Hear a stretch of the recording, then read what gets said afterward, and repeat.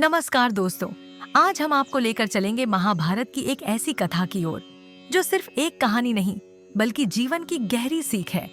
यह कथा है सूर्यवंश के महान राजा ययाति की, जिनका शाप न केवल उनके जीवन को बदल देता है बल्कि भविष्य में कौरव और पांडव वंश की नींव भी रखता है।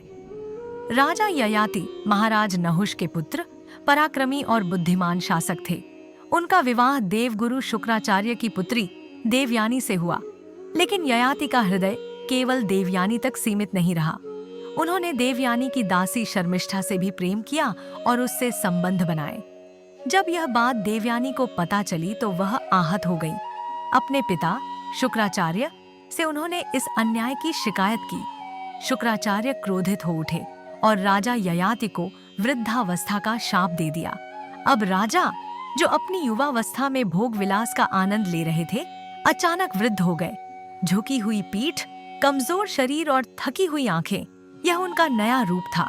दुखी और असहाय ययाति ने शुक्राचार्य से क्षमा मांगी।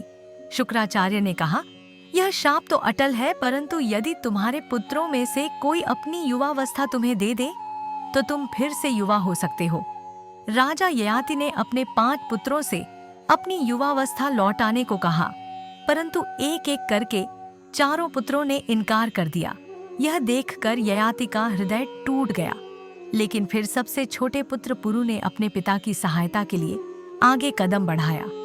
उसने अपनी युवावस्था त्याग दी और अपने पिता को दे दी। युवावस्था पाकर ययाति ने फिर से भोग विलास का जीवन शुरू किया।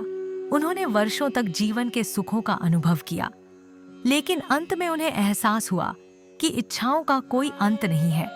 जितना आप उन्हें पूरा करते हैं, वे उतनी ही बढ़ती जाती हैं। अपने इस अनुभव के बाद ययाति ने राजपाट से संन्यास लिया और युवावस्था वापस अपने पुत्र पुरु को लौटा दी। पुरु को उन्होंने अपना उत्तराधिकारी बनाया। यही पुरु का वंश आगे चलकर कौरव और पांडव वंश बना। दोस्तों, राजा ययाति की यह कहानी हमें एक बहुत बड़ी शिक्षा देती है। इच्छाएं हमें भटकाती हैं, लेकिन सच्चा सुख और शांति केवल संतोष और त्याग में है। अगले एपिसोड में हम जानेंगे राजा शांतनु और देवी गंगा की प्रेम कथा, जिसने महाभारत की मुख्य कहानी को जन्म दिया। तब तक इस कहानी की सीख को अपने जीवन में अपनाइए